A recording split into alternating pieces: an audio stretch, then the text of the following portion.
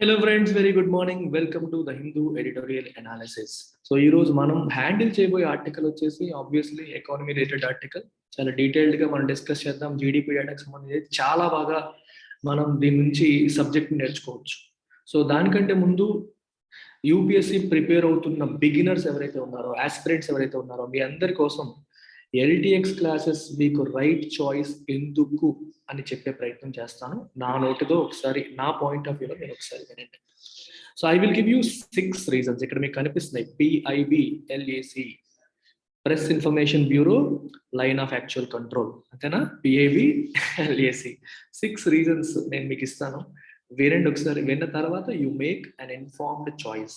ఎందుకంటే ఎప్పుడైనా ఒక నిర్ణయం తీసుకునే ముందు మనకు ఉన్న డిఫరెంట్ ఆల్టర్నేటివ్స్ ఏంటి, కాస్ట్ బెనిఫిట్ అనాలిసిస్ చేసుకుని నిర్ణయం అనేది తీసుకోవాలి. So decision making theory, Herbert Simon చెప్తారు పబ్లిక్ అడ్మినిస్ట్రేషన్ లో, you have to take all alternatives, gather information about all alternatives, do cost benefit analysis, and then finally select one choice అని. Okay, so మొట్టమొదటిది P అని రాశాను. P అంటే ఏంటమ్మా? P is or pedagogy. Pedagogy అంటే teaching methodology. Ultimate గా ఎక్కడికన్నా మనం జాయిన్ అవుతున్నామంటే మన ఆబ్జెక్టివ్ ఏంటి? నేర్చుకోవడం, అంతే కదా? నేర్చుకోవాలి అనే ఉద్దేశంతో వెళ్తాం. సో ఎల్టీఎక్స్ క్లాసెస్ ఒక సింపుల్ ఫండా ఫాలో అవుతుంది. సింపుల్ ఫండా ఏంటది?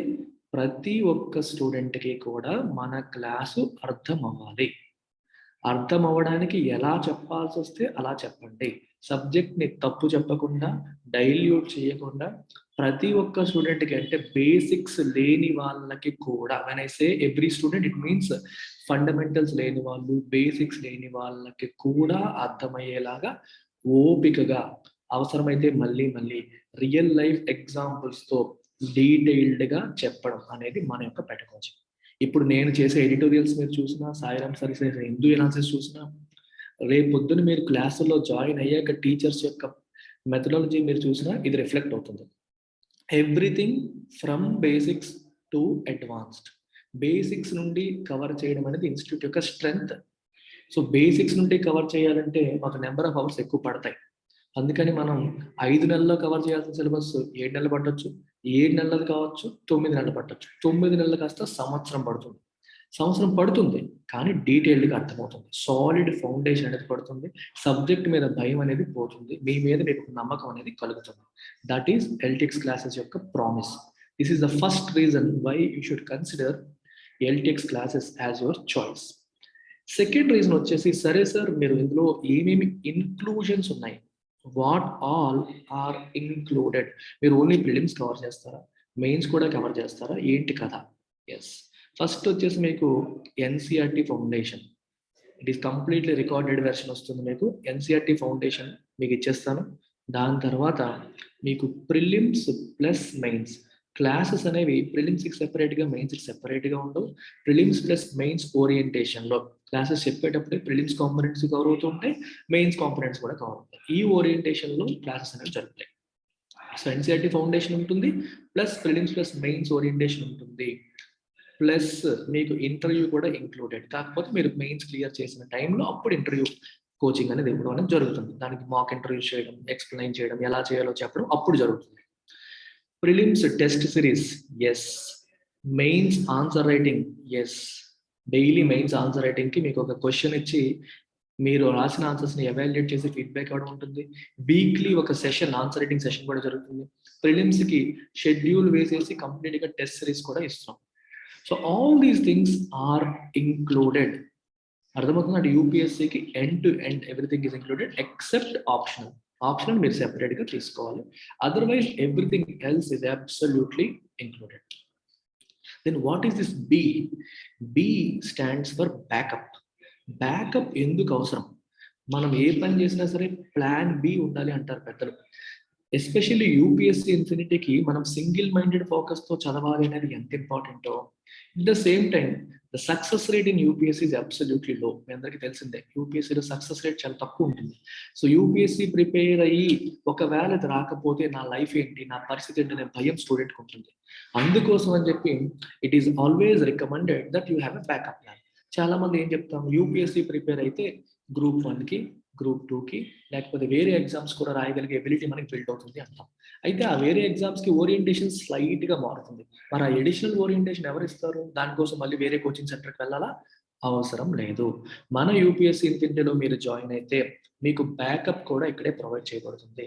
అంటే you will have access to our group 1 course, our group 2 course, our bank exam course, IBPS SBI యొక్క కోర్స్కి మీకు యాక్సెస్ వస్తుంది. అవర్ ఎస్ఎస్సి సిజిఎల్ కోర్స్కి మీకు యాక్సెస్ వస్తుంది.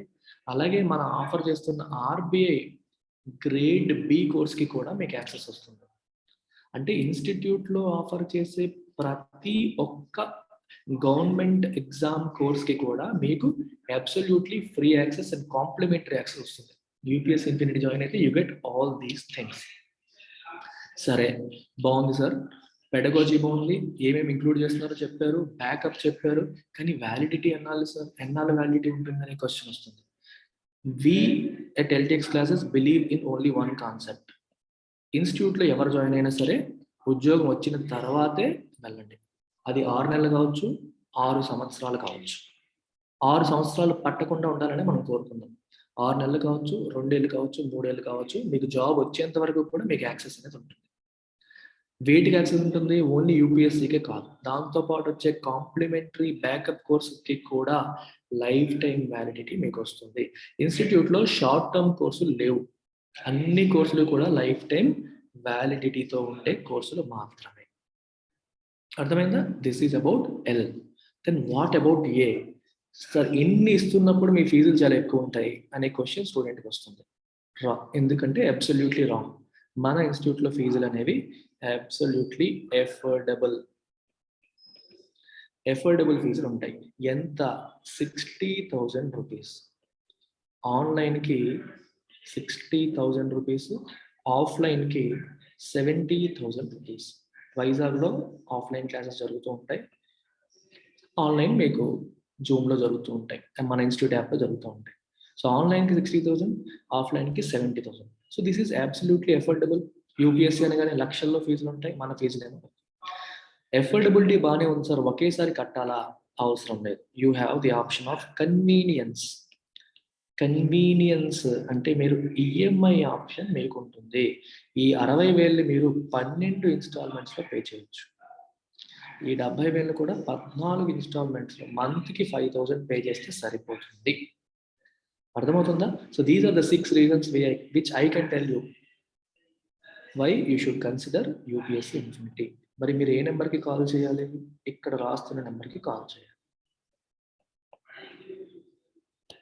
ఇక్కడ నేను రాస్తున్న నెంబర్కి మీరు కాల్ చేసి మేడంతో మాట్లాడి మిగిలిన ఫ్యాకల్టీ యొక్క డెమోలు కూడా చూసి అప్పుడు నచ్చితే మీరు జాయిన్ అవ్వండి. Right? Hour strength is our pedagogy. ఎప్పుడు కూడా ఫీజు, కన్వీనియన్స్, ఈఎంఐ లాస్ట్లో వస్తాయి. స్ట్రెంగ్త్ ఎప్పుడు కూడా మన టీచింగే మన స్ట్రెంగ్త్. దట్స్ అబౌట్ ఇట్ అమ్మా. ఒకసారి ఇది కూడా చూసేయండి poster. We have UPSC online, we also have UPSC offline. Offline ఏమో ఎంబీపీ కాలనీ విశాఖపట్నంలో, ఆన్లైన్ వచ్చేసి మీకు ఎక్కడి నుంచి అయినా మీరు జాయిన్ అవ్వచ్చు. There is a difference of 10,000 rupees between online and offline. Offline join అయ్యే వాళ్ళకి ఆన్లైన్ కాంప్లిమెంటరీగా వస్తుంది. హూ ఎవర్ ఈ joining our offline course you get online for free. రెండింటికి ఈఎంఐ ఆప్షన్ ఉంది. You have the phone number here. ఈ నెంబర్కి మీరు కాల్ చేసి డీటెయిల్స్ తెలుసుకోండి. ఈ ఫీజు వచ్చేసి 7th డిసెంబర్ వరకు మాత్రమే వ్యాలిడ్. 7th డిసెంబర్ తర్వాత ఏం జరుగుతుంది? దీనికి ప్లస్ 10,000 యాడ్ అవుతుంది, దీనికి కూడా ప్లస్ 10,000 యాడ్ అవుతుంది. అంటే offline will be 80,000, online will be 60,000 rupees. ఇప్పుడు మనం ఎడిటోరియల్లోకి వచ్చేద్దాం. ఎడిటోరియల్ ఏం చెప్తుంది? Road to recovery. Road to recovery. Economy మీ అందరికీ తెలిసిందే, COVID-19 వల్ల బాగా దెబ్బతినింది. లాక్డౌన్స్ విధించడం వల్ల, ఇండస్ట్రీస్ క్లోజ్ అవుట్ అవ్వడం వల్ల, గుడ్స్ అండ్ సర్వీసెస్ ప్రొడక్షన్ అనేది కంప్లీట్గా ఆగిపోయి ఎకానమీ కంప్లీట్గా కుంటుపడింది. ఇప్పుడిప్పుడే రికవర్ అవుతూ ఉంది. అందుకే రోడ్ టు రికవరీ అన్నారు. బాగా పడిపోయిన ఎకానమీ రికవర్ అయ్యే క్రమంలో ఉంది. ఇది ఎందుకు ఈరోజు ఈ ఎడిటోరియల్ వచ్చిందంటే, GDP data Q2, April, May, June అనేది Q1, జూలై, ఆగస్ట్, సెప్టెంబర్ అనేది Q2. Second quarter GDP data release అయింది. సెకండ్ క్వార్టర్ జీడిపి డేటా అనేది రిలీజ్ అయింది. సో ఈ జీడిపి డేటాని ఎనలైజ్ చేసే క్రమంలో మనం ఇప్పుడు ఉన్నాం. So before we get into this I will give you some background. చాలా చాలా ఇంపార్టెంట్ అమ్మా, ఫుల్ అటెన్షన్ పే చేయండి. అందరూ కూడా ఫుల్ అటెన్షన్ పే చేసి వినాలి. ఇప్పుడు మీరు ఏం చేస్తారంటే, పుస్తకాల్లో మనం చదువుకునేటట్టు పుస్తకాల్లో మనం జీడిపిని ఎలా చదువుతామో అలా చదువుకోవద్దు. గవర్నమెంట్ జీడిపిని ఎలా మెజర్ చేస్తుంది, గవర్నమెంట్ జీడిపిని ఏ రకంగా చూస్తుంది అనే యాంగిల్లో మనం అర్థం చేసుకునే ప్రయత్నం చేద్దాం. బుక్స్లో చదివేలాగా వద్దు. గవర్నమెంట్ ఏ మెథడ్ ఫాలో అవుతుందో ఆ మెథడ్ని మనం అర్థం చేసుకునే ప్రయత్నం చేద్దాం. అసలు జీడిపి అంటే ఏంటి? What is the meaning of this word GDP? ఆలోచించండి ఒకసారి. గ్రాస్ డొమెస్టిక్ ప్రొడక్ట్ అంటాం. గ్రాస్ డొమెస్టిక్ ప్రొడక్ట్ అంటే అర్థం ఏంటి? ఒక టెరిటరీలో, ఒక కంట్రీ భూభాగంలో, ఒక ఫైనాన్షియల్ ఇయర్లో ప్రొడ్యూస్ అయిన total goods and services. The value of total goods and services produced in an economic territory within a financial year is called gross domestic product or GDP. అంటే ఒక దేశంలో ఒక ఆర్థిక సంవత్సరంలో ప్రొడ్యూస్ అయిన వస్తువులు మరియు సేవల యొక్క పూర్తి విలువ, మార్కెట్ వాల్యూ, దాన్ని మనం జీడిపి అని చెప్పి అంటాం. So I want you to pay full attention to what I'm saying now. నేను చెప్పబోయేది కేర్ఫుల్గా వినండి, బుక్కిష్గా వినొద్దు. నేను ప్రాక్టికల్గా చెప్తాను మీకు. మీరు ఒక్కసారి కళ్ళు మూసేయండి. కళ్ళు మూసేసి ఊహించుకోండి. మీ కళ్ళు మూసినప్పుడు మీకు మీ మైండ్లో ఏం కనిపిస్తుంది? భారతదేశం కనిపిస్తుంది. ఇండియా మ్యాప్ని గుర్తెచ్చుకోండి. ఇండియా మ్యాప్ మీకు మైండ్లో కనిపిస్తుందా? ఇండియా మ్యాప్ అంటే ఇండియాలో ఉన్న భూభాగంలో ఒక ఆర్థిక సంవత్సరంలో ప్రొడ్యూస్ అయిన టోటల్ గుడ్స్ అండ్ సర్వీసెస్. ఇక్కడ ఏ పదం వాడా నేను? ప్రొడ్యూస్ అయిన. Now open your eyes. Produce అయిన, ఎస్, ప్రొడ్యూస్ అయిన, పీ గుర్తుపెట్టుకోండి. సిమిలర్గా ఒక ఐటమ్ అనేది, ఒక వస్తువు అనేది ప్రొడ్యూస్ అయితే, అగైన్ క్లోజ్ యువర్ ఐస్. ఒక ఐటమ్ అనేది ప్రొడ్యూస్ అయితే అది దేనికోసం? దాచుకోవడానికా? ప్రజలు కొనడానికే కదా, ప్రజలు ఉపయోగించడానికే కదా. అంటే ప్రొడ్యూస్ అయిన ప్రతి ఒక్క ఐటమ్ కూడా ఆ దేశంలో ఏమవుతుంది? కన్జ్యూమ్ అవుతుంది కూడా, అంతే కదా. ప్రొడ్యూస్ అయిన ప్రతి ఐటమ్ కూడా కన్జ్యూమ్ అవుతుంది. కన్జంప్షన్ ఎలా ఊహించుకుంటారు మీరు? ఒక టీవీ కొన్నాం, ఒక ఫ్రిడ్జ్ కొన్నాం, కంపెనీ వాడు ప్రొడ్యూస్ చేశాడు, కన్జ్యూమర్ కన్జ్యూమ్ చేస్తున్నాడు. So let's write C on the left side. Okay, ఇప్పుడు నేను జీడిపిని క్యాలిక్యులేట్ చేయాలి. మీరు గవర్నమెంట్ ప్లేస్లో మిమ్మల్ని మీరు పెట్టుకోండి. గవర్నమెంట్ ఇప్పుడు జీడిపిని క్యాలిక్యులేట్ చేయాలి. ఎలా చేయొచ్చు? దేశంలో ఎవరెవరైతే గుడ్స్ అండ్ సర్వీసెస్ని ప్రొడ్యూస్ చేస్తున్నారో వాళ్ళందరినీ అబ్జర్వ్ చేసి ఎవడు ఎంతెంత ప్రొడ్యూస్ చేస్తున్నాడు అనేది గ్యాదర్ చేయొచ్చు కదా. ఆలోచించండి ఒకసారి, అంతే కదా. GDP is total summation of total goods and services produced in economy అంటున్నాం. అంటే దేశంలో ప్రొడ్యూస్ అవుతున్న అన్ని గుడ్స్ అండ్ సర్వీసెస్ని కౌంట్ చేసేస్తే, వాటి యొక్క వాల్యూని కౌంట్ చేస్తే జీడిపి వచ్చేస్తుంది. Yes, you are absolutely right. అలా చేయాలంటే ఏం చేయాలి? ప్రతి ఒక్క ఇండస్ట్రీ డేటాను మనం గ్యాదర్ చేయాలి. డిఫరెంట్ ఇండస్ట్రీస్ ఎంతెంత ప్రొడ్యూస్ చేశాయి అని గ్యాదర్ చేయాలి. ప్రొడక్షన్ అంటే అంతే కదా, కంపెనీసే కదా, ఫర్మ్స్ కదా చేస్తాయి ప్రొడక్షన్. ఎవరెవరు ఎంతెంత ప్రొడ్యూస్ చేశారు, సర్వీసెస్ మరియు గుడ్స్. దీన్ని ఏమంటాం మనం?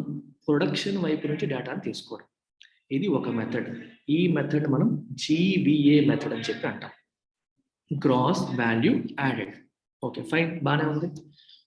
ఇలా కాకుండా ఇంకో వైపు నుండి కూడా తీసుకోవచ్చు. ఎలాగా? ఎవరు ఏం ప్రొడ్యూస్ చేసినా సరే అల్టిమేట్గా కన్జ్యూమ్ అవ్వాలి. So by observing the consumption data, ఎవడెవడు ఎంతెంత ఖర్చు పెడుతున్నాడు అంటే అర్థం ఏంటి? నువ్వు దేనికోసం ఖర్చు పెడతావు? Either you spend for goods or you spend for services, అంతేనా? నేను సినిమాకి వెళ్ళాను, నేను సర్వీసెస్ కోసం స్పెండ్ చేశాను. నేను లేకపోతే ఒక ఎలక్ట్రానిక్ షాప్కి వెళ్ళాను, గుడ్స్ కోసం స్పెండ్ చేశాను. When I'm spending either for services or for goods. ఇలా స్పెండ్ చేసే వాళ్ళ డేటా అంతా గ్యాదర్ చేసాం అనుకోండి, అలా కూడా మనం క్యాలిక్యులేట్ చేయొచ్చు. అలా క్యాలిక్యులేట్ చేసే డేటాని జీడిపి డేటా అంటాం. అంటే జీడిపి అనేది ఒక జనరిక్ టర్మ్గా ఇక్కడ తీసుకోండి. రెండు రకాలుగా మనం తీసుకుంటాం. ప్రొడక్షన్ వైపు నుంచి చేసే క్యాలిక్యులేషన్ జీవీఏ అని చెప్పి, కన్జంప్షన్ వైపు నుంచి చేసే క్యాలిక్యులేషన్ జీడిపి అని చెప్పి మనం అంటాం. గవర్నమెంట్ ఆఫ్ ఇండియా ఇచ్చే రికార్డ్స్లో మీకు ఎలా కనిపిస్తుంది? ఎక్స్పెండిచర్ సైడ్ ఒకవైపు, లేదా కన్జంప్షన్ సైడ్ ఒకవైపు, ఇంకొక ప్రొడక్షన్ సైడ్, రెండు ఆస్పెక్ట్స్లో క్యాలిక్యులేషన్స్ అనేవి చేస్తారు. మనం రెండింటిని అబ్జర్వ్ చేద్దాం. గవర్నమెంట్ వాళ్ళు రిలీజ్ చేసిన యాక్చువల్ డేటా షీట్ని ఓపెన్ చేసి మనం అర్థం చేసుకునే ప్రయత్నం చేద్దాం. దాన్ని ఇంటర్ప్రిట్ చేసే ప్రయత్నం చేద్దాం. అయితే ఈ ప్రయత్నంలో మీరు 3 క్యారెక్టర్స్ని గుర్తుపెట్టుకోండి. ఈ గేమ్లో 3 ఇంపార్టెంట్ క్యారెక్టర్స్ ఉంటాయి. ఫస్ట్ వినండి. ఫస్ట్ క్యారెక్టర్ వచ్చేసి ఎఫ్ లేదా ఫర్మ్స్, అంటే companies which produce goods and services. Second character వచ్చేసి గవర్నమెంట్. సెకండ్ క్యారెక్టర్ ఎవరు ఇక్కడ? గవర్నమెంట్. థర్డ్ క్యారెక్టర్ వచ్చేసి పీపుల్, మనలాంటి వాళ్ళందరం. సో ఈ ముగ్గురిని దృష్టిలో పెట్టుకుందాం. ఈ ముగ్గురిని దృష్టిలో పెట్టుకుని జీడిపి డేటాని అర్థం చేసుకునే ప్రయత్నం మనం చేద్దాం. Is that clear? సో ఇది మీరు మైండ్లో పెట్టుకుంటారు. ఇప్పుడు నేను గవర్నమెంట్ వాళ్ళు ఇష్యూ చేసిన జీడిపి డేటాను ఓపెన్ చేస్తాను. ఓపెన్ చేశాక మనం దాన్ని అనలైజ్ చేద్దాం. ఓకే, ఇప్పుడు చూడండి అమ్మా, ఇది గవర్నమెంట్ వాళ్ళు ఇష్యూ చేసిన, రిలీజ్ చేసిన ప్రెస్ నోట్. సెకండ్ ఇక్కడ చదవండి ఒకసారి, ఏం రాశారు? Press note on estimates of gross domestic product for the second quarter July September 2021-22. Immediate గా మీరు చూడాల్సింది ఎవరు రిలీజ్ చేశారు? National statistical office, ministry of statistics and programme implementation, government of India. ఎప్పుడైనా ఎవరైనా సరే జీడిపి డేటా ఎవరు రిలీజ్ చేస్తారంటే ఏం చెప్తారు? NSO, national statistical office release చేస్తుంది. It belongs to which ministry? Ministry of statistics and programme implementation. Ministry of statistics and programme implementation చేస్తుంది. Okay, ఇప్పుడు ఒకసారి మనం జీడిపి డేటాలోకి వెళ్ళిపోదాం. ఓకే, సో జీడిపి డేటాలోకి వెళ్ళేటప్పుడు మీకు ఇందాక ఒక విషయం చెప్పాను, జీడిపిని 2 వైపుల నుండి చూడొచ్చని. ఒకటి ప్రొడక్షన్ వైపు నుంచి, రెండవది కన్జంప్షన్ వైపు నుంచి. ప్రొడక్షన్ వైపు నుండి చూస్తున్నామంటే అర్థం ఏంటి? Who ever is producing goods and services, వాళ్ళని మనం చూస్తున్నాం. ఇక్కడ ఏం రాశారు? జీవీఏ అని రాశారు. ఈ జీవీఏ కథ ఏంటో చూద్దాం. ఈ జీవీఏలో ఏం చూసారు? ఇక్కడ డిఫరెంట్ ఇండస్ట్రీస్. ఏం చెప్పాను? ప్రొడక్షన్ అంటే డిఫరెంట్ ఇండస్ట్రీస్ ఎంతెంత ప్రొడ్యూస్ చేస్తున్నాయి అనే దాన్ని చూసి కూడా మనం జీవీఏ క్యాలిక్యులేట్ చేయొచ్చు. సో గవర్నమెంట్ అదే పని చేస్తుంది. Agriculture, forestry, fishing, mining, quarrying, manufacturing, ఇలా 8 ఇండస్ట్రీస్ నుంచి, 8 ఇండస్ట్రీస్ అంటే 8 సెగ్మెంట్స్ కింద డివైడ్ చేశారు. It covers all industries. అన్ని ఇండస్ట్రీస్ కూడా వీటిలో ఏదో ఒక దాంట్లో కవర్ అయిపోతాయి. ఇలా ఒక్కొక్క ఇండస్ట్రీ డేటాని గ్యాదర్ చేసి Q2 2021-22 ఆర్థిక సంవత్సరంలో Q2 డేటా మనం చూడాలి. ఆ Q2 డేటా ఇక్కడ కనిపిస్తుంది. ఇలా ఫైనల్గా ఎంత వచ్చింది? 32,88,736 కోట్లు. 32,88,736 కోట్లు ఈ క్వార్టర్లో మనకి జనరేట్ అయిన జీబీఏ అనే పదం ఎందుకు వాడామంటే మనం ప్రొడక్షన్ సైడ్ క్యాల్కులేట్ చేసినప్పుడు జీబీఏ అనే పదాన్ని ఉపయోగిస్తున్నాం. అయితే ఇది ఎంత పెరిగింది అనేది చూడాలి కదా. ఎప్పుడైనా సరే పెరిగిందా తగ్గిందా అనే దాన్ని బట్టే కదా మనం గ్రో అవుతున్నామా లేదని. ఈ సంవత్సరం నాకు 400 మార్కులు వచ్చాయంటే నువ్వు గ్రో అయ్యావా లేదా చూస్తుంది. లాస్ట్ ఇయర్ 2 వచ్చాయని అడుగుతారు. లాస్ట్ ఇయర్ కంటే ఇయర్ ఎక్కువ వస్తే నువ్వు గ్రో అయినట్టు, తక్కువ వస్తే గ్రో అవ్వనట్టు. మరి దేంతో కంపేర్ చేయాలి? 2020-21 Q2తో కంపేర్ చేయాలి. సో చేస్తే ఏమైంది? 8.5% పెరిగింది. సో గ్రోత్ సూపర్గా ఉంది, చాలా బాగా గ్రో అయింది. అయితే ఇక్కడ ఇంకో ఆస్పెక్ట్ కూడా మనం చూడాలి. 2021 సంవత్సరం అనేది కోవిడ్ సంవత్సరం, కోవిడ్ నామ సంవత్సరం. ఈ కోవిడ్ నామ సంవత్సరంలో జనరల్గానే అవుట్పుట్ తక్కువ ఉంది, లాక్డౌన్స్ వల్ల, డిఫరెంట్ రీజన్స్ వల్ల. అందుకని అది సరైన పిక్చర్ని రిఫ్లెక్ట్ చేయదు. అందుకని 2019-20 డేటా కూడా గవర్నమెంట్ ఇచ్చింది. 19-20తో కంపేర్ చేసినప్పుడు కోవిడ్ లేదుగా, దాంతో కంపేర్ చేస్తే మనం ముందుకెళ్ళామా వెనక్కి వెళ్ళామని చూస్తే పెద్దగా గ్రో అవ్వలేదు. 32,71,453, ఇక్కడ వచ్చి 32,88,736 కనిపిస్తుంది. సో పెద్దగా గ్రో అవ్వలేదని చెప్పి మనకు అర్థమవుతుంది. కంపేర్ టు 1920, 2021తో కనిపిస్తే ఆబ్వియస్గా గ్రో అయ్యింది, బాగానే ఉంది. అయితే ఇది ఫైనల్ ఫిగర్. ఈ ఒక్కదాన్ని బట్టి మనం డిసైడ్ చేసేయగలుగుతామా? చేయలేం. మరి ఏం చేయాలి? అసలు క్వశ్చన్ వస్తుంది మీకు, చాలా మంది అడుగుతారు, సార్ జీడిపి ఎక్స్పెండిచర్ సైడ్ నుంచి ఎలాగో చేస్తున్నారు కదా, ప్రొడ్యూసర్ సైడ్ నుంచి ఎందుకు చేస్తున్నారు? మళ్ళీ ప్రొడ్యూసర్ సైడ్ నుంచి గవర్నమెంట్ ఎందుకు చేస్తుంది అంటే, ప్రొడ్యూసర్ సైడ్ నుండి చేసినప్పుడు గవర్నమెంట్కి కొన్ని వాల్యుబుల్ ఇన్సైట్స్ వస్తాయి. పాలసీ చేయడానికి, గవర్నమెంట్ కొన్ని డెసిషన్స్ తీసుకోవడానికి అవసరమైన ఇన్ఫర్మేషన్ వస్తుంది. అంటే ఏ ఇండస్ట్రీ గ్రో అవుతుంది, ఏ ఇండస్ట్రీ గ్రో అవ్వట్లేదు, ఏ ఇండస్ట్రీకి గవర్నమెంట్ సపోర్ట్ కావాలి, ఏ ఇండస్ట్రీ ఎక్కువ ఎంప్లాయ్మెంట్ జనరేట్ చేస్తుంది, ఇలా రకరకాల డేటా పాయింట్స్ గవర్నమెంట్కి కనిపిస్తాయి. మనం ఒకసారి చూద్దాము డేటాని. ఫస్ట్ చూడండి, అగ్రికల్చర్, ఫారెస్ట్రీ అండ్ ఫిషింగ్. ఈ పర్టికులర్ ఇండస్ట్రీ ఈ సంవత్సరం 4 లక్షల చిల్లర వచ్చింది, లాస్ట్ ఇయర్ 3 లక్షల చిల్లర వచ్చింది. ఈవెన్ 1920లో కూడా 3,78,000. అంటే ఇది పాజిటివ్గా ఉంది, బాగా పెరిగింది. మైనింగ్ క్వారీయింగ్ 70,000, 60,000 పెరిగింది. మ్యానుఫ్యాక్చరింగ్ 5,86,000, 5,56,000 పెరిగింది. ఎలక్ట్రిసిటీ, గ్యాస్, వాటర్ సప్లై 86,000 చిల్లర, 79,000 చిల్లర పెరిగింది. కన్స్ట్రక్షన్ 2,40,000 చిల్లర, 2,23,000 చిల్లర. ఇదేమైంది? తగ్గింది. కన్స్ట్రక్షన్ నెగిటివ్, డీగ్రో అయింది. నెక్స్ట్ చూడండి, ట్రేడ్, హోటల్స్ 5,79,000 చిల్లర, ఇక్కడ 5,35,000 చిల్లర, again negative. Trade and hotels కూడా తగ్గింది. నెక్స్ట్ ఇది 8,45,000, 7,84,000, అగైన్ తగ్గింది. ఫైనాన్స్, రియల్ ఎస్టేట్ కూడా నెగిటివ్. లాస్ట్లో గవర్నమెంట్ది, పబ్లిక్ అడ్మినిస్ట్రేషన్ 4,72, 4,2 ఇక్కడ కూడా తగ్గింది. ఓకే, సో దీన్ని బట్టి మనకి ఏమర్థం అవుతుంది? ఈ డేటా ఇప్పుడు గవర్నమెంట్ చూస్తుంది అనుకోండి, గవర్నమెంట్కి ఏమర్థం అవుతుంది? కన్స్ట్రక్షన్ ఇండస్ట్రీ అనేది పెద్దగా గ్రో అవ్వలేదు, ఇన్ఫాక్ట్ తగ్గింది. మిగిలిన ఇండస్ట్రీస్ అన్ని కూడా తగ్గాయి. మీరు ఒకసారి అబ్జర్వ్ చేస్తే వీటిల్లో కన్స్ట్రక్షన్ ఎక్కువగా ఎంప్లాయ్మెంట్ ఇచ్చే ఇండస్ట్రీ, చాలా మందికి ఇక్కడ ఎంప్లాయ్మెంట్ వస్తుంది. ఇది సర్వీసెస్, ఈ సర్వీసెస్ ఇండస్ట్రీలో కూడా విపరీతంగా ఎంప్లాయ్మెంట్ ఉంటుంది. ఫైనాన్షియల్, రియల్ ఎస్టేట్లో కూడా ఎంప్లాయ్మెంట్. అంటే ఈ మూడు ఇండస్ట్రీస్ ఏవైతే ఉన్నాయో ఎక్కువగా ఎంప్లాయ్మెంట్ జనరేట్ చేసే ఇండస్ట్రీస్. ఈ ఎంప్లాయ్మెంట్ జనరేట్ చేసే ఇండస్ట్రీస్లో నెగిటివ్ గ్రోత్ ఉంది అంటే దీని ఇంపాక్ట్ దేని మీద పడుతుంది? అన్ఎంప్లాయ్మెంట్ మీద పడుతుంది. ఏ ఇండస్ట్రీస్ అయితే ఎక్కువగా ఎంప్లాయ్మెంట్ని జనరేట్ చేస్తున్నాయో అవి పెద్దగా గ్రో అవ్వట్లేదు. ఇన్ఫాక్ట్ గ్రో అవ్వడం కాదు, అవి డీగ్రో అయ్యాయి. డీగ్రో అయ్యాయి అంటే అర్థం ఏంటి? వాడు కొత్తగా ఎవరిని ఎంప్లాయ్ చేయడు. అంటే అన్ఎంప్లాయ్మెంట్ ప్రాబ్లం అనేది మనకి ఉండబోతుంది, అది ఇప్పుడెప్పుడే రిజాల్వ్ అవ్వట్లేదు అని గవర్నమెంట్కి అర్థం అవుతుంది. సో ఈ ఇండస్ట్రీస్కి హెల్ప్ చేయడానికి గవర్నమెంట్ ఏమైనా కొత్త పాలసీస్తో వచ్చే అవకాశం వస్తుంది. అందుకని గవర్నమెంట్ జీబీఏ డేటాను కూడా గ్యాదర్ చేస్తుంది. I hope you have understood.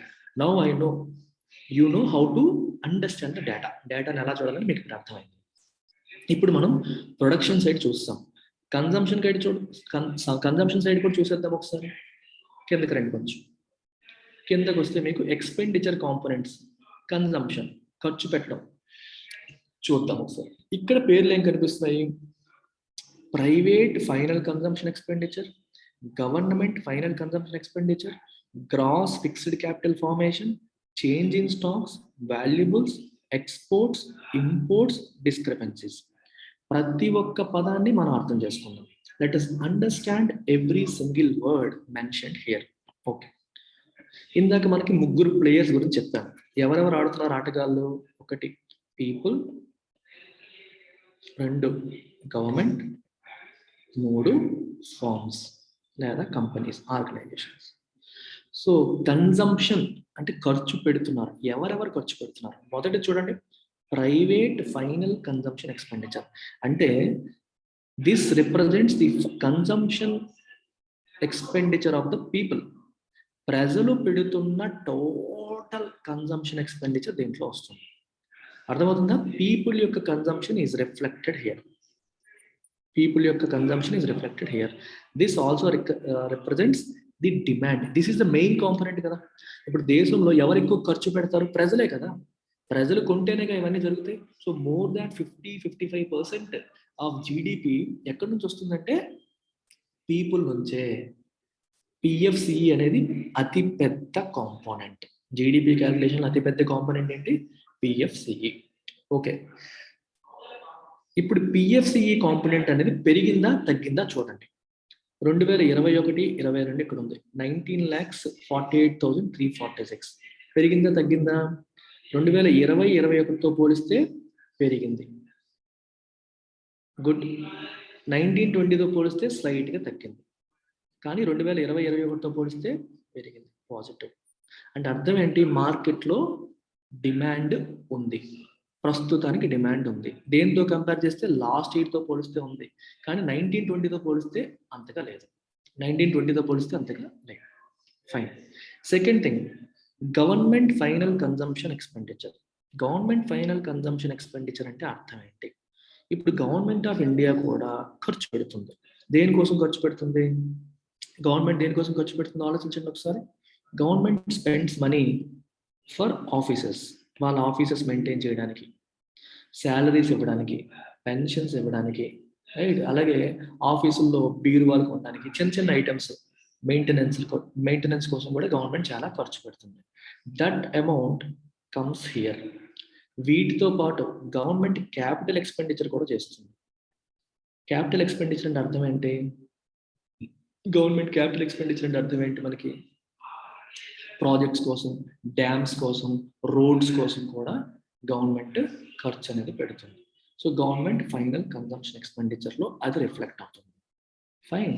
Next వచ్చేసి మీకు గ్రాస్, ఇది సెకండ్ కాన్సెప్ట్. ఇది పెరిగిందా తగ్గిందా చూడండి. 3,61,616, 2020-21లో 3,32,000. సో ఇది కూడా పెరిగింది, పాజిటివ్. ఇది కూడా 2020-21తో పోలిస్తే పెరిగింది, కానీ 1920తో పోలిస్తే బాగా తగ్గింది. 1920తో పోలిస్తే బాగా తగ్గింది, 2021తో పోలిస్తే పెరిగింది. మూడవది గ్రాస్ ఫిక్స్డ్ క్యాపిటల్ ఫార్మేషన్. చాలా important. Gross fixed capital formation అంటే ఇప్పుడు కంపెనీస్ ఉన్నాయి, కంపెనీస్ కూడా ఖర్చు పెడతాయి. దేనికోసం ఖర్చు పెడతాయి? కేర్ఫుల్గా వినాలి. ఇక్కడ companies they invest their money in business. అంటే బిజినెస్ని ఎక్స్పాండ్ చేయడానికి, అలాగే న్యూ బిజినెస్ స్టార్ట్ చేయడానికి వాళ్ళు ఖర్చు పెడతారు. ఈరోజు ఒక టాటా కంపెనీ ఇంకో ఇండస్ట్రీని పెట్టింది అనుకోండి, అది గ్రాస్ ఫిక్స్డ్ క్యాపిటల్ ఫార్మేషన్. ఇక్కడ ఫిక్స్డ్ క్యాపిటల్ అనే పదం వాడారు. ఫిక్స్డ్ క్యాపిటల్ అంటే అర్థం ఏంటి? ఎక్విప్మెంట్ కానీ, ల్యాండ్ కానీ, మెషినరీ కానీ, ఇలాంటి దాన్ని ఫిక్స్డ్ క్యాపిటల్ అంటాం. అంటే ఈ గ్రాస్ ఫిక్స్డ్ క్యాపిటల్ ఫార్మేషన్ దేన్ని ఇండికేట్ చేస్తుంది? ఇది పెరిగింది అంటే అర్థం ఏంటి? కంపెనీలు ఇన్వెస్ట్ చేస్తున్నాయి, కంపెనీలు డబ్బులు ఇన్వెస్ట్ చేస్తున్నాయి బిజినెస్ లో. అంటే కంపెనీలు ఆశావహ దృక్పథంతో ఉన్నాయి, అంటే పాజిటివ్ గా, ఆప్టిమిస్టిక్ గా ఉన్నాయి అని అర్థం. ఆప్టిమిస్టిక్ గా ఉన్నాయి అంటే అర్థం ఏంటి? What are the expecting? రేపు పొద్దున్న ప్రజలు ఈ పిఎఫ్సిఈ కాంపోనెంట్ ఉంది కదా, ఇది బాగా పెరగబోతుంది. ప్రజలు మనం కొత్తగా ప్రొడ్యూస్ చేసే వాటిని కూడా కొంటారు, డిమాండ్ ఉంటుంది అని అనుకున్నప్పుడే కదా నువ్వు బిజినెస్ ఎక్స్పాండ్ చేస్తావు. ఇప్పుడు ఎల్టెక్స్ క్లాసెస్ ఉంది, నేను ఇంకో ఊర్లో సెంటర్ పెట్టాలనుకుంటున్నాను అంటే ప్రజలు కోచింగ్ సెంటర్స్ వైపు ఎక్కువగా వస్తున్నారు, ఎల్టెక్స్ క్లాసెస్ ఇష్టపడుతున్నారని నేను నమ్మితే నేను బిజినెస్ ఎక్స్పాండ్ చేస్తాను, లేకపోతే చేయను. నేను ఎక్స్పాండ్ చేస్తున్నానంటే నేను పాజిటివ్ అని అర్థం. అలాగే కంపెనీస్ అన్ని కూడా ఇన్వెస్ట్మెంట్ చేస్తున్నాయి, బిజినెస్ ఎక్స్పాండ్ చేస్తున్నాయి అంటే they are expecting positive response from people. Demand ఉండబోతోంది, పిఎఫ్సిఈ కాంపోనెంట్ బాగుంటుందని చెప్పి వాళ్ళు ఎక్స్పెక్ట్ చేస్తున్నారని అర్థం. మరి ఈ గ్రాస్ ఫిక్స్డ్ క్యాపిటల్ ఫార్మేషన్ అనేది పెరిగిందా తగ్గిందా చూడండి. గ్రాస్ ఫిక్స్డ్ క్యాపిటల్ ఫార్మేషన్ ఎంత ఉంది? ఇక్కడ 11,42,000 ఉంది. ఇంతకు ముందు 10,29,000, అంటే బాగా పెరిగింది, which is an absolutely positive sign. Private companies అన్ని కూడా, ఈ కంపెనీస్ అన్ని కూడా బిజినెస్ ఎక్స్పాన్షన్ కోసం అడుగేస్తున్నాయి అంటే this is an absolutely positive sign. అంతేనా? అంటే వాళ్ళు పాజిటివ్ గా ఉన్నారు అని అర్థం, కంపెనీస్ అన్ని పాజిటివ్ గా ఉన్నాయి అని అర్థం. ఓకే, మనం ఫిక్స్డ్ క్యాపిటల్ గురించి మాట్లాడేసాం. ఈ 4వ కాంపోనెంట్ చూడండి. 4వ కాంపోనెంట్ ఏంటి? Change in stocks. చాలా ఇంపార్టెంట్ అది. మీరు కొంచెం నేను కేర్ఫుల్ గా చెప్తాను, ఒక ఎగ్జాంపుల్ చెప్తాను వినండి. మీరు ఒకసారి వినండి. మారుతి సుజుకి కంపెనీ తీసుకోండి. మారుతి సుజుకి కంపెనీ ఒకసారి తీసుకుందాం.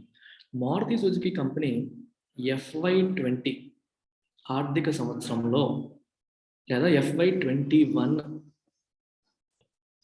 ఫైనాన్షియల్ ఇయర్ 2020-21 ఆర్థిక సంవత్సరంలో లెట్ us say 2,000 కార్లు ప్రొడ్యూస్ చేసింది. ఈ 2,000 కార్లలో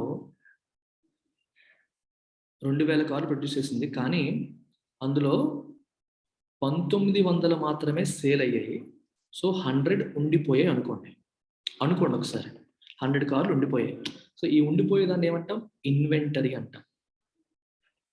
ఇన్వెంటరీ అంటాం, లేదా స్టాక్స్.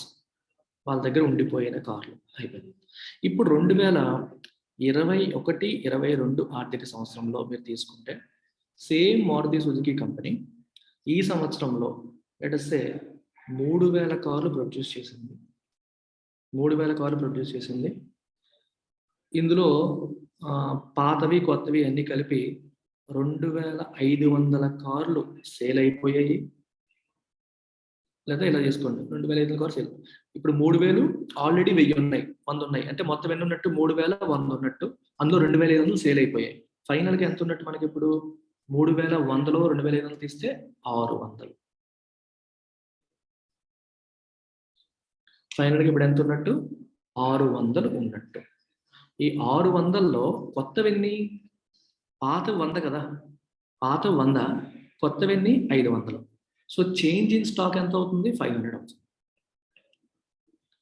అంటే ఈ సంవత్సరం ఇన్వెంటరీకి కొత్తగా ఎన్ని యాడ్ అయ్యాయి? How many got added to inventory? మీకు ఒక డౌట్ వస్తుంది, సార్ ఇక్కడ కన్జంప్షన్ గురించి మాట్లాడుతున్నాం మనం, ఇవి ఎందుకు మనం కౌంట్ చేయాలి? ఇవి ఎందుకు కౌంట్ చేయాలి? మరి సేల్ అవ్వలేదు కదా అనే క్వశ్చన్ వస్తుంది. సేల్ అవ్వకపోయినప్పటికీ అవి ఈ సంవత్సరం ప్రొడ్యూస్ అయిన ఐటమ్స్, ఈ సంవత్సరం ప్రొడ్యూస్ అయ్యాయి. ఈ చూడండి ఇక్కడ ఈ 100 అనేవి లాస్ట్ ఇయర్ మనం కౌంట్ చేయం. ఈ సంవత్సరం కొత్తగా ఎన్ని ప్రొడ్యూస్ అయ్యాయి? ఈ సంవత్సరం అసలు ఈ 100 మర్చిపోవచ్చు కూడా మీరు, కెన్ ఫర్గెట్ దిస్ 100. ఈ సంవత్సరం 3000 ప్రొడ్యూస్ చేసాం, 2500 సేల్ అయ్యాయి. మరి ఎన్ని మిగిలాయి మనకి? కొత్తగా 500 ఇన్వెంటరీకి యాడ్ అయ్యాయి. 500 ఇన్వెంటరీకి యాడ్ అయ్యాయి. అంటే కొత్తగా 500 మన ఇన్వెంటరీకి యాడ్ అయ్యాయి. మరి మన జీడిపి అంటే total amount of goods and services produced కదా. డెఫినేషన్ ఏం చెప్తుంది? Produced. Although we're using consumption method, produced అనేది డెఫినేషన్. మరి కన్జంప్షన్ లో ఈ 2500 కౌంట్ అయిపోతున్నాయి. ఎక్కడ కౌంట్ అవుతున్నాయి? పిఎఫ్సిఈలో. ఎందుకంటే మరి 2500 కార్లు కొన్నారంటే జనాలు కొన్నట్టేగా, అది ఇక్కడ కౌంట్ అయిపోతుంది. మరి ఇంకో 500 కార్లు కూడా ప్రొడ్యూస్ అయ్యాయిగా, మరి వాటిని ఎక్కడ కౌంట్ చేస్తాం మనం? అందుకని వాటిని ఎక్కడ కౌంట్ చేస్తారు? Change in stocks. Inventory build up అన్నమాట. ఎన్ని అన్సోల్డ్ ఉండిపోయే ఇన్వెంటరీ కింద వాటిని కూడా కౌంట్ చేయాలి. అర్థమైందా? This is the concept of change in stocks. Next చూడండి, వాల్యుబుల్స్. వాల్యుబుల్స్ అంటే అర్థం ఏంటంటే, ఇప్పుడు ఒక కంపెనీ ఉంది, company raw material కొంటుంది, raw material కొని ప్రొడక్షన్కి వాడుతుంది. అది మనం ఆల్రెడీ కౌంట్ చేసేస్తాం, అది ఇక్కడ అవసరం లేదు. కానీ ఇక్కడ చూడాల్సింది ఏంటంటే, కంపెనీలు కొన్ని ఐటమ్స్ని కొని ఉంచుకుంటాయి. ఫర్ ఎగ్జాంపుల్, నేనేమో గోల్డ్తో చేసిన వినాయకుడి విగ్రహాన్ని చేసి నేను నా ఫ్యాక్టరీలో పెట్టుకున్నాను. అదేంటి? Valuable. Am I using it in production process? No. కానీ am I spending money on that? Yes. Do I belong to a consumer? No, I belong to company. అంటే ఒక కంపెనీ కొన్నిసార్లు ఇలాంటి ఐటమ్స్ని కొంటుంది, వాల్యుబుల్స్ని కొంటుంది, కొని పెట్టుకుంటారు. అలాంటివి కూడా కౌంట్ చేయాలి. అంటే వాల్యుబుల్ నువ్వు కొన్నావంటే ఇంకోటి ఎవడో ప్రొడ్యూస్ చేసినట్టేగా, అలా అనమాట. సో వాల్యుబుల్స్ని కూడా కౌంట్ చేయాలి. అంటే గోల్డ్ ఇట్లాంటివి మీకు అర్థమవుతుంది. వాల్యుబుల్స్ అంటే జనరల్గా ప్రెషియస్ మెటల్స్ అనమాట. ఈ ఐరన్ అంటున్నాను, సిల్వర్, గోల్డ్ ఇలాంటివి. ఓకే, ఇది అయిపోయింది. నెక్స్ట్ చూడండి, ఎక్స్పోర్ట్స్ అండ్ ఇంపోర్ట్స్. కేర్ఫుల్గా వినాలి మీరు. ఎక్స్పోర్ట్స్, ఇంపోర్ట్స్ మీరు కేర్ఫుల్గా అర్థం చేసుకునే ప్రయత్నం చేయండి. Very very important. ఇందాక ఏం చెప్పాను మీకు? Goods and services produced with in the country. ఇది మన కంట్రీ ఇండియా అనుకోండి. I'm talking about goods and services produced.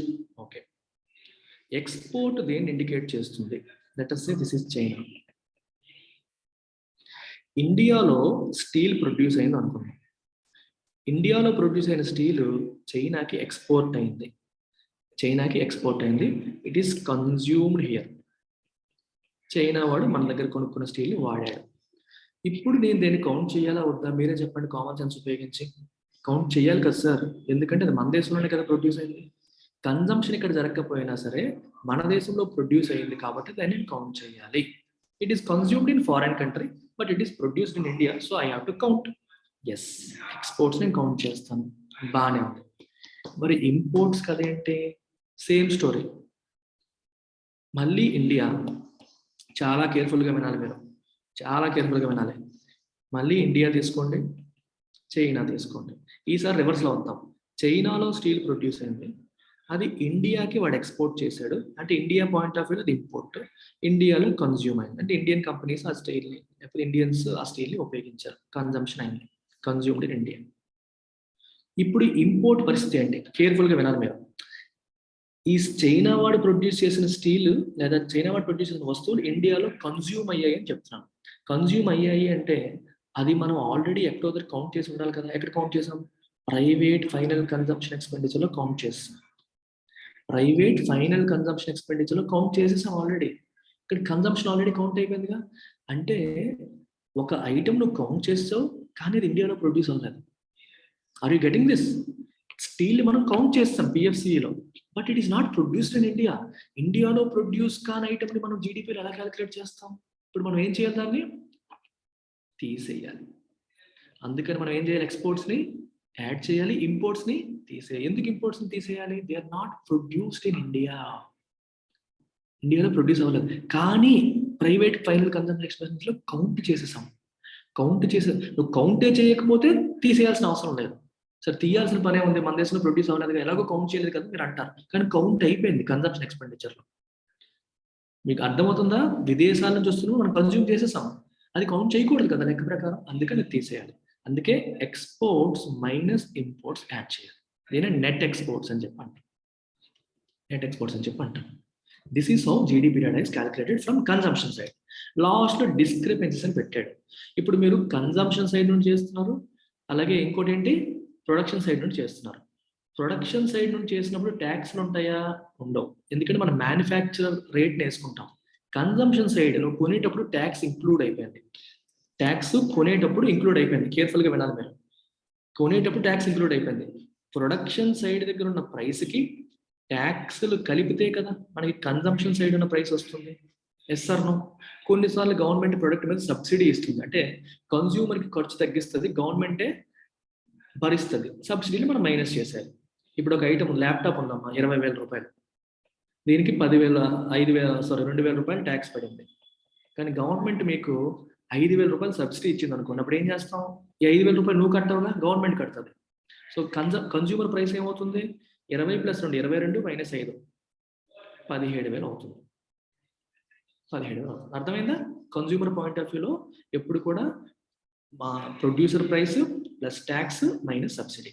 So producer price, tax, subsidy. ఈ పి దేన్ని ఇండికేట్ చేస్తుంది? మనం జీవీఏ. సో జీవీఏకి ట్యాక్సెస్ని కలిపి సబ్సిడీని తీసేస్తే సి ఏంటి? జీడిపి వస్తుంది. This is the relation between GVA and GDP. లెక్క ప్రకారం చూస్తే రెండు పర్ఫెక్ట్గా కలిసిపోవాలి. ఇలా వేయగానే ఈక్వేషన్ సరిపోవాలి. కొన్నిసార్లు డేటా మిస్ మ్యాచ్ల వల్ల, ఎవరో ఇచ్చిన డేటాలో తప్పులు ఉండడం వల్ల డిస్క్రిపెన్సీలు వస్తాయి. మీకు ఫర్ ఎగ్జాంపుల్ చూడండి, ఇది 90 జీబీఏ 90 ఉంది, ట్యాక్స్లు ఏమో 10 ఉంది, సబ్సిడీ ఏమో 5 ఉంది. ఎంత వచ్చింది మనకి? 95 వచ్చింది. ఇలా క్యాలిక్యులేట్ చేస్తే 95 వచ్చింది. కానీ మనం జీడిపి క్యాలిక్యులేట్ చేస్తుంటే ఈ 7 కాంపోనెంట్స్ క్యాలిక్యులేట్ చేస్తే మనకి లెట్ అస్ సే 90 వస్తుంది అనుకోండి. ఫస్ట్ 7 కౌంట్ చేస్తే 90 వస్తుంది, కానీ ఇలా చేస్తే 95. రెండు ఈక్వల్ అవ్వాలిగా. డిస్క్రిపెన్సీ అంతా 5, అది కలిపేస్తాం. అంటే డేటా కొన్నిసార్లు అనుకున్నట్టుగా రాదు, ఎర్రర్స్ వస్తాయి. Those errors are mention here, discrepancies. ఇలా జీడిపి డేటా వస్తుంది. మరి జీడిపి డేటా 2021-22లో ఎంత ఉంది? 35,73,000. 2021లో 32,96,000. సో 8.4% పెరిగింది. జీడిపి డేటాను కూడా మనం ఫర్దర్ సెగ్రిగేట్ చేస్తే ఏం కనిపిస్తుంది? ఇక్కడ గ్రాస్ ఫిక్స్డ్ క్యాపిటల్ ఫార్మేషన్ అనేది బాగా పెరిగింది. కానీ గవర్నమెంట్ ఫైనల్ కన్సంప్షన్ ఎక్స్పెండిచర్ 1920తో పోలిస్తే తగ్గింది. అలాగే పిఎఫ్సిఈ కూడా 1920తో పోలిస్తే తగ్గింది. ఫిక్స్డ్ క్యాపిటల్ ఫార్మేషన్ మాత్రమే 1920తో పోల్చినా సరే పెరిగింది. This is the analysis of data. I hope you have got everything out of it. ఇప్పుడు ఎడిటోరియల్ చదువుదాం. మీకు కేక్ వాక్ లాగా ఇక్కడ రాసిన ప్రతి ఒక్క సెంటెన్స్ కూడా మీకు అర్థమైపోతుంది. టక్క చదివేద్దాం. Policy makers must boost demand supportive measures to ensure recovery sustains. డిమాండ్ని సపోర్ట్ చేసే మెజర్స్ తీసుకోవాలి, వాటిని స్ట్రెంథెన్ చేయాలి. అప్పుడే మనకి ఈ రికవరీ సస్టైన్ అవుతుంది అని చెప్పారు. ఎందుకు ఇలా అన్నారనేది అనాలిసిస్లో చూద్దాం. The latest GDP and GVA estimates ఎవరు ఇష్యూ చేశారు? From the national statistical office have affirmed. ఏంటి అఫర్మ్ చేసి? అఫర్మ్ అంటే స్ట్రాంగ్ గా చెప్పడం. That the economy is now on the path to recovery. ఎలా చెప్తున్నాం? జీవీఏ గ్రో అయింది 8.5%, జీడిపి 8.4% గ్రో అయింది after last fiscal's contraction. Fiscal అంటే financial year, last financial year లో కాంట్రాక్ట్ అయిన తర్వాత ఇప్పుడు it is on the path to recovery. Second quarter gross domestic product expanded 8.4%. ఇప్పుడే చూసాం. Rebounding from the earlier period 7.4% contraction. Last year మనకి 7.4% contraction ఉంటే ఇప్పుడు మనకి గ్రోత్ కనిపించింది. అప్పటికిప్పటికి మనకి చూడండి ఇక్కడ you can see here 7.4% contraction ఉంది అక్కడ. అంటే Q2 2021 కి Q2 1920 కి చూసుకుంటే మీకు 7.4% కాంట్రాక్షన్, కానీ ఇక్కడ 8.4% గ్రోత్. అలాగే జీబీఏ కూడా అంతే, ఇంతకుముందు -7.3% కాంట్రాక్షన్, ఇప్పుడు 8.5% growth.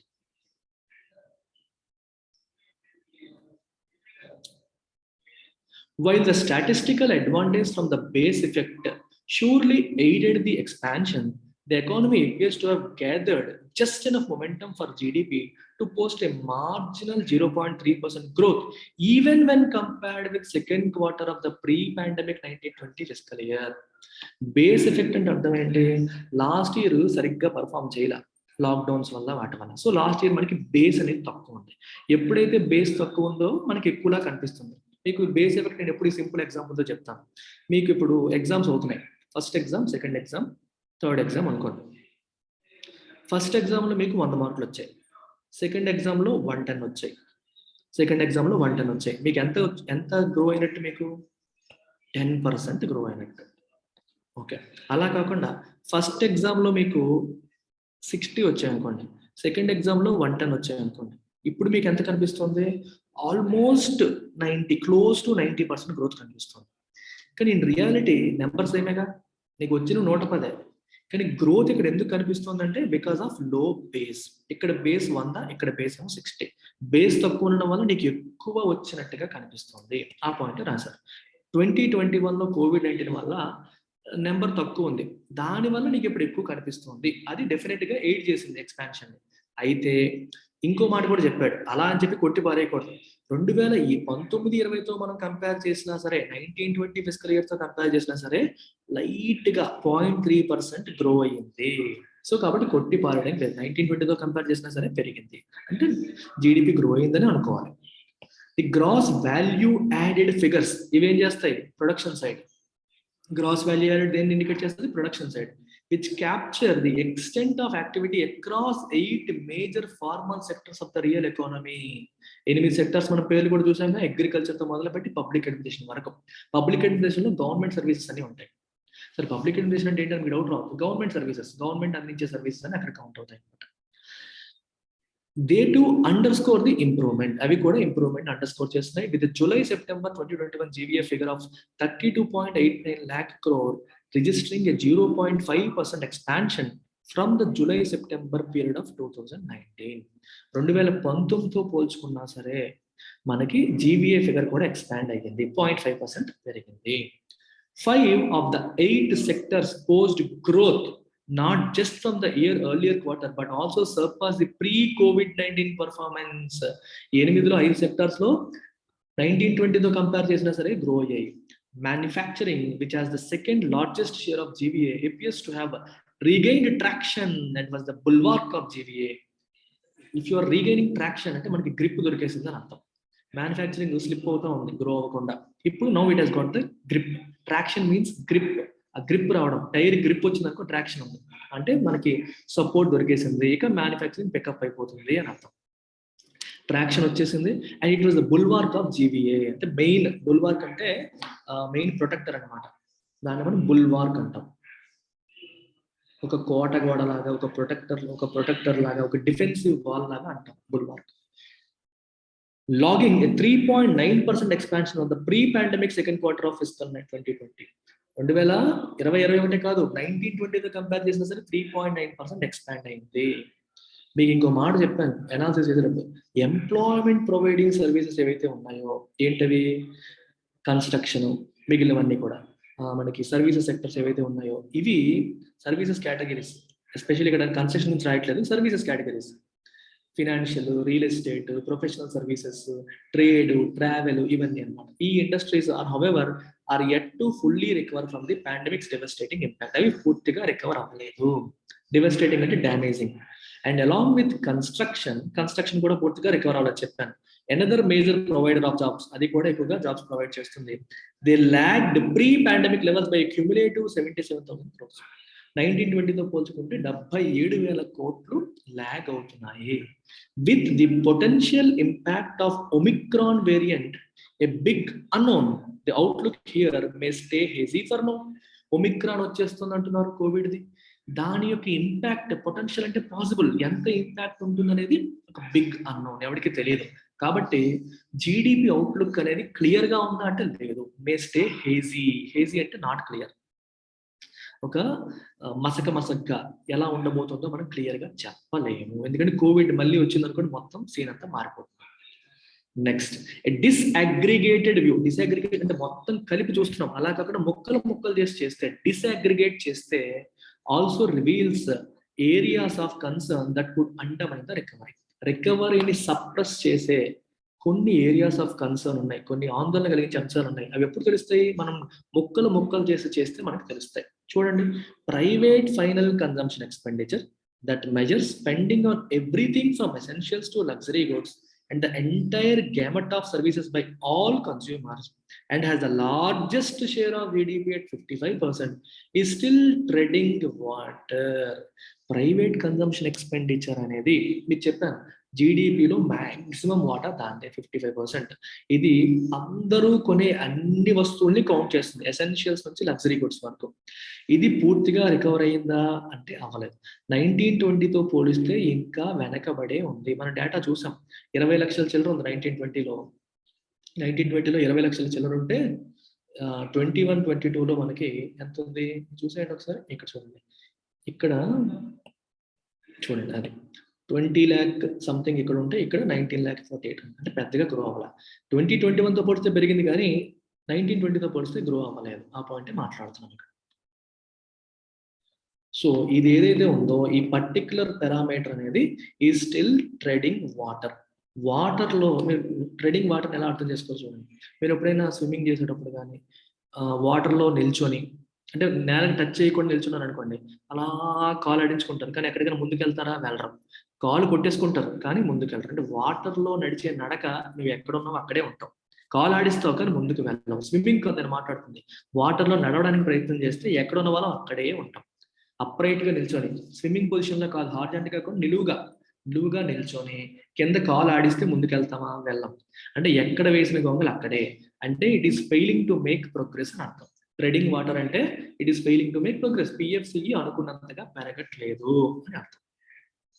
The uncertainty induced by the pandemic వల్ల వచ్చిన uncertainty coupled with reduced or lost incomes. Pandemic వల్ల ఎంతో మందికి ఉద్యోగాలు పోయినప్పుడు ఏమవుతుంది? లాస్ట్ ఇన్కమ్ లేదా జీతాలు తగ్గే, రెడ్యూస్డ్ ఇన్కమ్.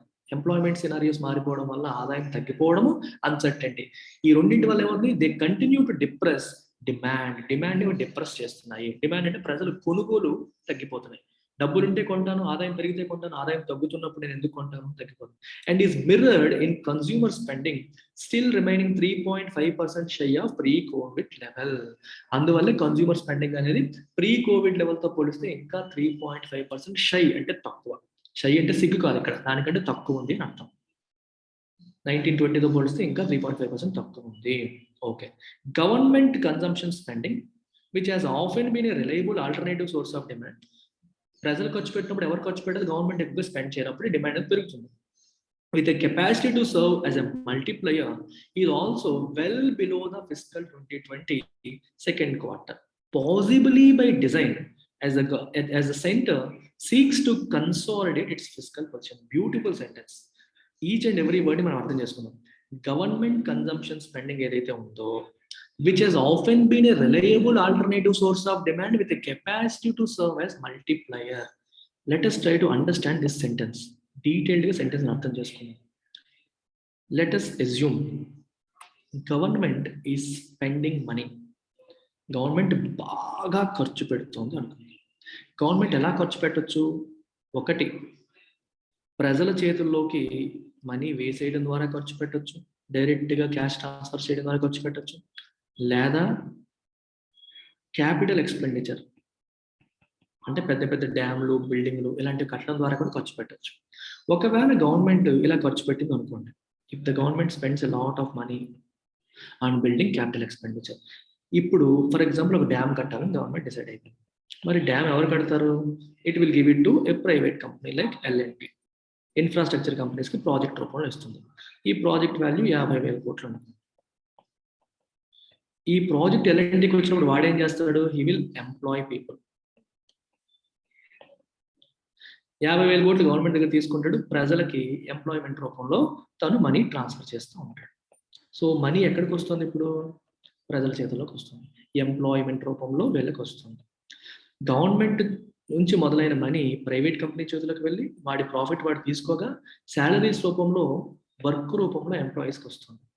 గవర్నమెంట్ చేతిలోంచి డబ్బు చివరికి ఎక్కడికి వచ్చింది? ప్రజల చేతిలోకి వచ్చింది.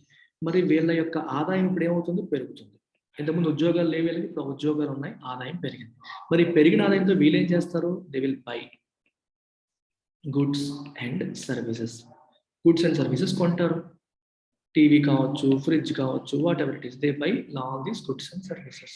ఈ మనీని బట్టి కొంటారు. మరి గుడ్స్ అండ్ సర్వీసెస్ కొన్నప్పుడు వీటి యొక్క సేల్స్ పెరుగుతాయి.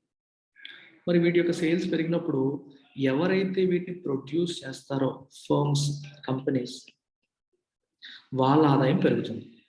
ఇప్పుడు మనీ ఎక్కడికి వచ్చింది? గవర్నమెంట్ నుంచి కంపెనీస్కి వెళ్ళింది, కంపెనీస్ నుంచి ప్రజలకు వచ్చింది, ప్రజల నుంచి మళ్ళీ వాళ్ళు గుడ్స్ అండ్ సర్వీసెస్ కొంటున్నారు, తర్వాత వాటిని ప్రొడ్యూస్ చేసే కంపెనీస్ చేతులకి మనీ వెళ్ళింది. వీళ్ళకి ఎప్పుడైతే డబ్బులు ఎక్కువ వస్తున్నాయో, వాళ్ళ ప్రొడక్ట్స్ ఎక్కువగా సేల్ అవుతున్నాయో, they will want to invest.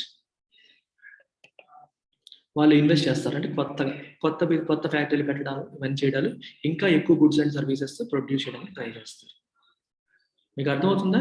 దీన్నే మనం విషియస్ కాదు, వర్చువస్ సైకిల్ అంటాం. అంటే ఒక పాజిటివ్ సైకిల్ బిల్డ్ అవుతుంది. ఒక పాజిటివ్ సైకిల్ బిల్డ్ అయ్యి it multiplies in the economy. ఒక దగ్గర మొదలైంది కాస్త it leads to multiplier effect. It is a positive scenario. అంటే గవర్నమెంట్ ఎక్కువగా ఇలా ఖర్చు పెట్టినప్పుడు ఇలాంటి సిచ్యువేషన్స్ వస్తాయి, అందువల్ల ఎకానమీ మళ్ళీ పికప్ అవుతుందని చెప్పి మనం అర్థం చేసుకోవాలి. అదే రాశారు ఇక్కడ. which has a capacity to serve as a multiplier. Okay, ఇప్పుడు కంపెనీస్ మళ్ళీ ఎక్స్పాన్షన్ చేయడం మొదలెట్టాయి అనుకోండి, కొత్త బిజినెస్ పెడితే వాళ్ళు మళ్ళీ ఎక్కువ మంది ఎంప్లాయ్ చేసుకుంటారు, ఎక్కువ మంది ఎంప్లాయ్ చేస్తే మళ్ళీ వాళ్ళకి జీతాలు పెరుగుతాయి, ఇలా మల్టిప్లై అవుతుంది అన్నమాట. ఈ మల్టిప్లై ఎఫెక్ట్ కింద పనిచేసే ఎబిలిటీ గవర్నమెంట్కి ఉంది.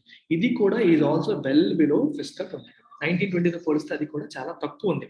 అయితే పాసిబుల్లీ బై డిజైన్ అనే పదానికి మీనింగ్ ఏంటంటే గవర్నమెంట్ కావాలనే స్పెండింగ్ ఆపింది అని అర్థం. అర్థమైందా? ఇది అనుకోకుండా కాదు, బై డిజైన్ కావాలనే గవర్నమెంట్ తన స్పెండింగ్ ని ఆపింది, ప్రస్తుతానికి తగ్గించింది. ఎందుకంటే the centre seeks to consolidate fiscal position. Government తన అకౌంట్ ఫస్ట్ నింపుకుంటుంది, పెట్రోల్ మీద, డీజిల్ మీద ఎక్కువ ట్యాక్స్ వేసి సంపాదించి అకౌంట్ కాఫర్స్, ఖజానా నింపుతుంది. సాలిడ్ గా నింపి ఈ సెకండ్ హాఫ్ లో లాస్ట్ 3 months లో విపరీతంగా ఖర్చు పెడుతుంది అనమాట. అందుకోసం గవర్నమెంట్ మన ఫిస్కల్ పొజిషన్ బిల్డ్ చేద్దాం, తర్వాత స్పెండ్ చేద్దామని ఆపింది. అందువల్లే మీకు గవర్నమెంట్ కన్సంప్షన్ ఎక్స్పెండిచర్ తక్కువ ఉంది. Next, unless aggregate demand strengthens. Aggregate demand అంటే అర్థం ఏంటి? ఓవరాల్ గా ప్రజలందరూ కొనడం వల్ల వస్తువులకు వస్తున్న డిమాండ్ అది స్ట్రెంథన్ అయితే తప్పితే, అది ఎలా ఉంది? అంత గొప్పగా లేదని చెప్పాను. PSCE 1920తో పోలిస్తే తగ్గింది. అది స్ట్రెంథన్ అయితే తప్పితే the heartening uptick in business investment మధ్యలో చూసాం కదా. ఏం చూసాం? గ్రాస్ ఫిక్స్డ్ క్యాపిటల్ ఫార్మేషన్ చూసాం. అదేమైంది? పెరిగిందంటే అర్థం ఏంటి? బిజినెస్ ఇన్వెస్ట్మెంట్ పెరిగింది అంటే ప్రజలందరూ, అంటే కంపెనీస్ అన్ని కూడా పాజిటివ్ గా ఉన్నాయి, మనం బిజినెస్ లో ఎక్స్పాండ్ చేద్దాము, ఇంకా పెరుగుదాము, ఇంకా చేద్దామనే ఆలోచనతో ఉన్నాయి. That is a good sign. అది 1920తో పోల్చినా సరే పెరిగింది. GF gross fixed capital formation, GFCF అనేది 1920తో పోల్చినా పెరిగింది. అంటే కంపెనీస్ అన్ని ఆశావహంగా ఉన్నాయి. ఆశావహంగా ఉన్నాయని అర్థం ఏంటి? They are expecting that people will buy. అందుకని మేము ఎక్స్ట్రా ప్రొడ్యూస్ చేయడానికి సిద్ధపడుతున్నాం.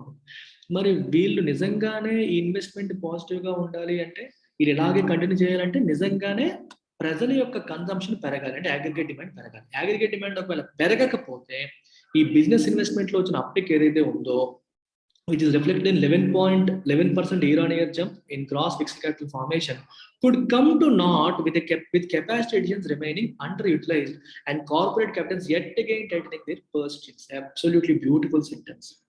Imagine చేయండి ఒకసారి, టాటా కంపెనీ ఉంది, వాళ్ళు ఎక్స్పాండ్ చేశారు, కొత్త బిజినెస్లు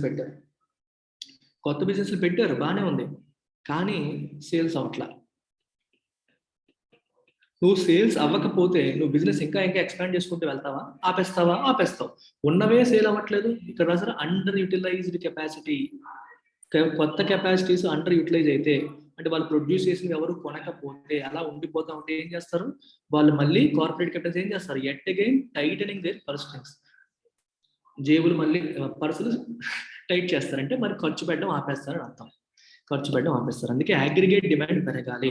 నువ్వు కొత్త కార్ల ప్లాంట్ ఓపెన్ చేసినా సరే కార్ల యొక్క సేల్స్ పెరిగితేనే కదా, సేల్స్ పెరిగితేనే అది ఉపయోగపడుతుంది, లేకపోతే ఉపయోగపడదు. So manufacturing PMI data by IHS market has another salutary warning. Rising input costs could force manufacturers to raise prices, adding to the general inflationary pressures in the economy and undermine the recovery. ఈ IHS market వాళ్ళు purchasing managers index అని చెప్పి ఒక data ఇస్తారు. Purchasing managers index. ఈ purchasing managers index ఏం చేస్తారంటే, వీళ్ళు మ్యానుఫ్యాక్చరింగ్ కంపెనీస్ కి వేరేగా, సర్వీసెస్ కంపెనీస్ కి వేరేగా సర్వేలు చేస్తారు. పెద్ద కంపెనీస్ లో ఉన్న పర్చేసింగ్ మేనేజర్స్ తో ఒక లిస్ట్ ఆఫ్ క్వశ్చన్స్ ఇచ్చి సర్వే చేస్తారు. వాళ్ళు ఇచ్చిన ఆన్సర్స్ బట్టి ఈ ఇండస్ట్రీ ఎలా ఉంది అనేది అంచనా వేస్తారు అన్నమాట. ఈ అంచనా వేసే క్రమంలో కొన్ని క్వశ్చన్స్ అడుగుతూ ఉంటారు. అందులో ఇన్పుట్ కాస్ట్లు బాగా పెరుగుతున్నాయి అని చెప్పి చాలా మంది చెప్పారు. అంటే వాళ్ళ రా మెటీరియల్ కాస్ట్లు బాగా పెరుగుతున్నాయి అని చెప్పి కంపెనీ వాళ్ళందరూ ఆందోళన చెందుతున్నారంట. మరి రా మెటీరియల్ కాస్ట్లు పెరిగినప్పుడు వాళ్ళు ఏం చేస్తారు, అల్టిమేట్ గా ఫైనల్ గా వాళ్ళ కంపెనీ యొక్క ప్రొడక్ట్ రేట్ కూడా పెంచే అవకాశం ఉంటుంది. They could force manufacturers to raise prices. కార్ల రేట్లు కానీ ఇలా ప్రొడ్యూస్ చేసే ప్రతి ఒక్క వస్తువు రేటు పెరిగే అవకాశం ఉంటుంది. Adding to the general inflationary pressures. Inflation కి దారి తీసే అవకాశం ఉంటుంది. ఆల్రెడీ ప్రెషర్ ఉంది, దానికి ఇది ఎక్స్ట్రా ప్రెషర్ అవ్వచ్చు. ఈ ఇన్ఫ్లేషనరీ ప్రెషర్ ఎప్పుడైతే యాడ్ అవుతుందో రికవరీ అండర్మైన్ అయిపోతుంది. ధరలు బాగా పెరిగిపోతే జనాలు మళ్ళీ వాళ్ళకు కొనుగోలు తగ్గించుకునే అవకాశం అనేది ఉంటుంది. కొనుగోలు తగ్గించేస్తే డిమాండ్ తగ్గిపోతుంది, రికవరీ మళ్ళీ వీక్ అయిపోయే అవకాశం ఉంది. So policy makers need to ramp up demand supportive measures. అందుకే మన గవర్నమెంట్ వాళ్ళు ఏం చేయాలి, డిమాండ్ సపోర్టివ్ మెజర్స్ ని ర్యాంప్ అప్ చేయాలి. డిమాండ్ పెరగాలంటే ఏం చేయాలి, గవర్నమెంట్ ఎక్కువగా ఖర్చు పెట్టాలి, including increasing the government spending. Government ఎక్కువగా స్పెండ్ చేస్తే ఏ రకంగా ఉపయోగం ఉందని చెప్పాను మీకు, చూసారా? గవర్నమెంట్ ఎక్కువగా ఖర్చు పెడితే ఏమవుతుంది, అది ఫస్ట్ ప్రైవేట్ కంపెనీస్ చేతులకు వెళ్ళి మళ్ళీ ఎంప్లాయ్మెంట్ రూపంలో ప్రజల చేతుల్లోకి వస్తుంది. సో ప్రజల చేతిలోకి డబ్బులు వస్తేనే కదా వాళ్ళు ఖర్చు పెడతారు, వాళ్ళ చేతిలో డబ్బులు వస్తేనే వాళ్ళు ఖర్చు పెడతారు. లేదా గవర్నమెంట్ డైరెక్ట్ గా ఇచ్చేసింది అనుకోండి ప్రజలకి, అప్పుడు కూడా ఖర్చు పెడతారు. అలా అయినా సరే పర్లేదు, either give it directly or give it via this kind of concept. ఇలా చేస్తే వాళ్ళు ఖర్చు పెడతారు, అదే ఇక్కడ రాశారు. Demand supportive measures shall including increasing government spending to ensure that the recovery sustains and gains traction. Recovery అనేది sustain అవ్వాలి అంటే if something sustains, it means it is able to be maintained. అది మెయింటైన్ అవ్వాలి. ఈ recovery అనేది next quarter కూడా ఇలాగే sustain అవ్వాలి, మెయింటైన్ అవ్వాలి అంటే, ట్రాక్షన్ గెయిన్ చేయాలంటే, ఒక బేస్ సపోర్ట్ గ్రిప్ గెయిన్ చేయాలంటే గవర్నమెంట్ కూడా స్టెప్ ఇన్ అవ్వాలి అని రాశారు. దట్స్ అబౌట్ ఇట్ అమ్మా. సో ఎకానమీ చూసారా ఎంత ఇంట్రెస్టింగ్ గా, ఈజీగా, బ్యూటిఫుల్ గా ఉందో. అందుకనే మీరు ఇండియన్ ఎకానమీ సబ్జెక్ట్ ని ఇష్టపడండి, మీకు ప్రేమ కలిగేలా చేసే బాధ్యత నాది. ఇట్స్ ఎ బ్యూటిఫుల్ సబ్జెక్ట్ లో అంత బ్యూటీ అనేది ఉంది. People who wish to join individual courses, you have this option. 5,000 join అయ్యే మంచి అవకాశం ఉంది. 7th December వరకు valid. You can start with economy, you can start with ethics కూడా నేనే చెప్తాను, సాయిరామ్ సార్ హిస్టరీ చెప్తారు, జోగ్రఫీ ప్రసాద్ సార్ చెప్తారు. మీరు ఏదన్నా ఒక సబ్జెక్ట్ తో స్టార్ట్ చేయండి. మన LTS క్లాసెస్ లో టీచింగ్ స్టైల్ ఏంటనేది టేస్ట్ చేయండి. మీరే తర్వాత మిగిలిన కూడా తీసుకుంటూ ఉంటారు. ఏదో రోజు మీరు కంప్లీట్ UPSCకి అప్గ్రేడ్ అయిపోతారు. ఆల్రెడీ మీరు పే చేసినంత నేను మైనస్ చేస్తాను. ఓకేనా? టేక్ కేర్ అమ్మా, బాయ్.